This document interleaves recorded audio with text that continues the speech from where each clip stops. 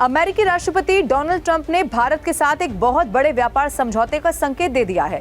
2 अप्रैल को अमेरिका ने भारतीय सामानों पर 26% पारस्परिक टैरिफ लगाने का ऐलान किया था। हालांकि बाद में उसने 90 दिन की रोक अवधि जरूर लागू कर दी थी, जो कि 9 जुलाई को अब खत्म हो रही है।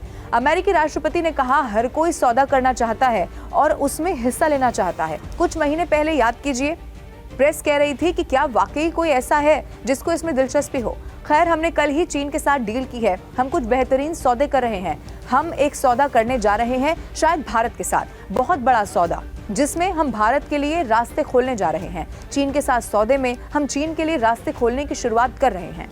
अब देखिए, वॉशिंगटन डीसी में बिग ब्यूटीफुल इवेंट में बोलते हुए ट्रंप ने चीन के साथ समझौते के विवरण या भारत के साथ किसी बड़े व्यापार समझौते की संभावना के बारे में विस्तार से नहीं बताया। उन्होंने कहा, हम हर किसी के साथ सौदा नहीं करने जा रहे हैं। कुछ को हम सिर्फ एक लेटर भेजकर बहुत बहुत धन्यवाद कहेंगे। आपको 25, 35 या 45% का भुगतान करना है, यह आसान तरीका है और मेरे लोग इसे इस तरह से नहीं करना चाहते हैं। वे कुछ सौदे करना चाहते हैं, लेकिन वे मुझसे ज्यादा सौदे करना चाहते हैं, ये भी कहा गया। अब देखिए, इस महीने की शुरुआत में अमेरिकी व्यापार वार्ताकार समझौते पर चर्चा करने के लिए भारत आए थे।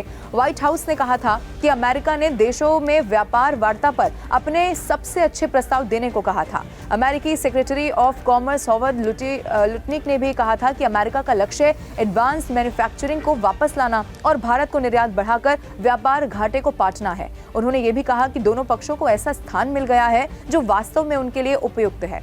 इन सब के बीच भारतीय अधिकारियों ने संकेत दिया कि तेल और रक्षा खरीद में विविधता लाना देश के रणनीतिक हित में है और अमेरिका से ज्यादा खरीद करने से माल व्यापार अंतर को पाटने में भी काफी मदद मिल सकती है। ऐसा इसीलिए भी क्योंकि भारत की तेल शोधन क्षमता बढ़ रही है। इसके साथ ही तेल आयात पर निर्भरता भी अब बढ़ रही है।